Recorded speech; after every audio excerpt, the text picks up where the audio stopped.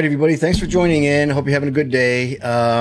We had some pretty big news yesterday that kind of broke. It was an article from The Athletic. According to this article, now, I don't know if it's true or not, the Jets are going to, obviously, they're going to try to water this down because it looks bad. But apparently, Woody Johnson, the owner of the Jets, after the 10-9 loss to the Denver Broncos, he was actually he had a meeting and he wanted the team, he was considering to the coaches to bench Aaron Rodgers for Tyrod Taylor. I'm going to read a little bit of this article real quick for you. According to this source in the Athletic report, it reads as this: the coaches had been called in to explain what happened with their units during the 10-9 home loss to the Broncos. During the meeting, owner Woody Johnson suggested to the coaches that they bench Aaron Rodgers in favor of Tyrod Taylor because he felt Rodgers' performance was holding the team back.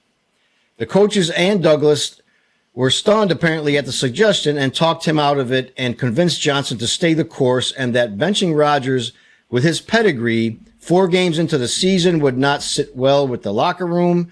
The coaches also felt it would embarrass Rodgers. The idea of benching the future Hall of Famer sounded so absurd that one of the coaches reportedly asked if he was joking or not, if he was serious or not. This came from multiple sources involved with the team. So this is to me this Woody Johnson guy. He confuses me. At one point, now let's remember the day before Robert Saleh was fired, he supposedly called Aaron Rodgers to see how he feels or how it's going. I think there's more to that call than that. So he's concerned about the guy, but yet he wanted to bench him. So you really don't want this meddling owner. Stay out of the football stuff, man. Let the football guys do the football things.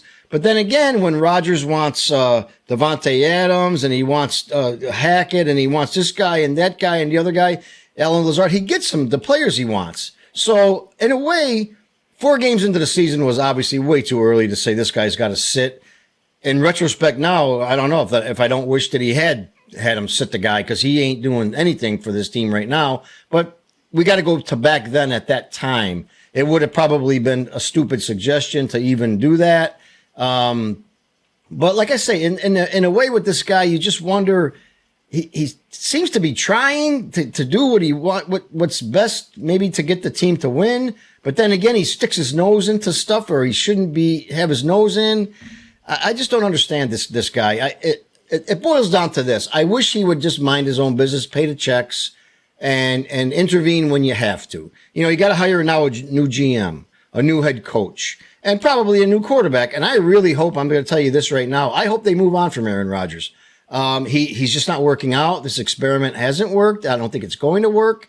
And he wants stability. He wants continuity, and all those things are gone now. So let's hope that this guy just retires or does something. Just get him out. I'm actually really curious to see how he's going to react to this story that came out. The Jets are going to try to water it down. For sure that. And Rodgers, he's going to get butthurt over this. There's no question about it. Who knows if he's going to want to play? It would be unprofessional to say, well, I'm not playing now for you guys.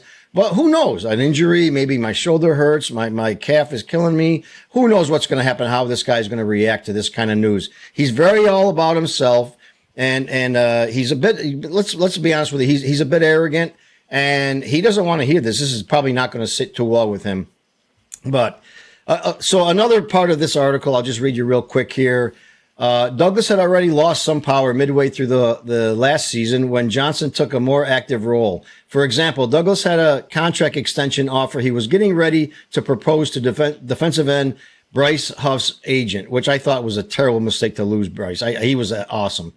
But Johnson apparently vetoed that and any other moves involving paying new money to players on the roster. So he wanted to be involved in everybody who's getting the money, everybody who's getting contract extensions and blah, blah, blah. That's the way that reads to me.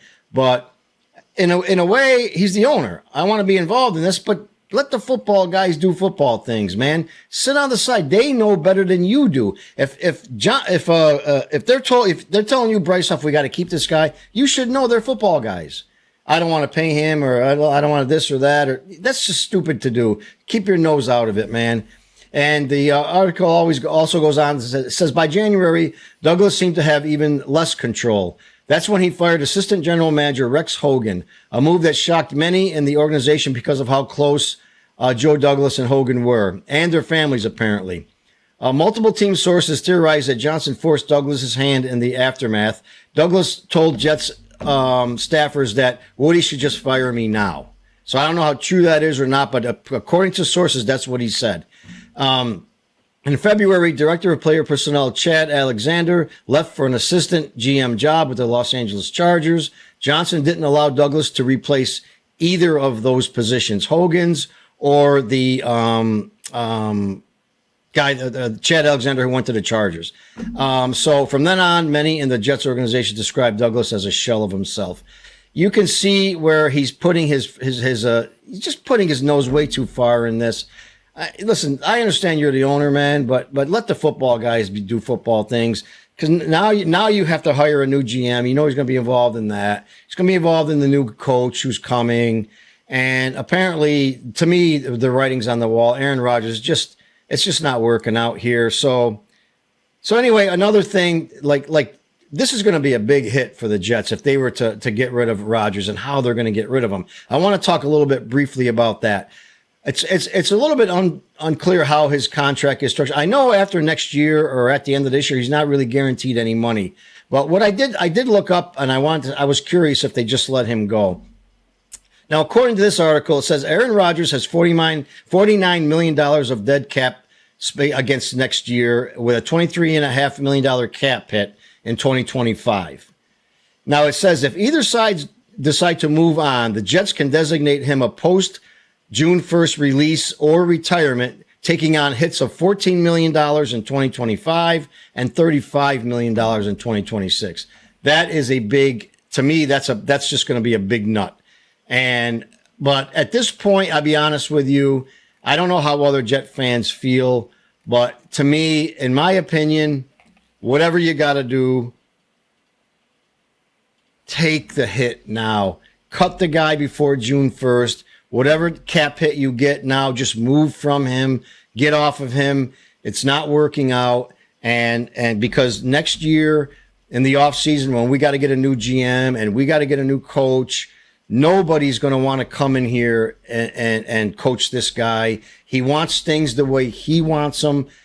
The only way they're going to get somebody in here is going to be a new guy, a new head coach. He's just hungry for a head coaching job. The New York market, maybe it's appealing. I can't see anybody with any credibility just coming into this organization at this point. It's just a shit show. It's a joke. Just look on YouTube, look on any sports network. They're just making fun of this team as usual. Once again, it's embarrassing. But maybe now they can get ahead of the game, start to look for GMs, start to consider guys, and maybe take their time because Douglas was gone anyway. And quite frankly, his track record, with the exception of the draft where he got Sauce and Garrett Wilson and those guys, Breece Hall, Jermaine Johnson. His track record wasn't very good with the Jets. And I don't know if the coach or the owner was just meddling the whole time and his hands were tied. That's what I'm thinking it might have been. It probably was. But, so anybody coming in here is just going to be, they're not going to come in here and want their hands tied by this guy. They're going to want to do football things, make decisions, and just let him sign the check. So let's hope that happens. But anyway, let me know what you guys think. Leave me a comment below. And if you enjoyed the video, hit that like button and please subscribe to my channel. It helps me out a great deal. Talk to you all soon. Bye now.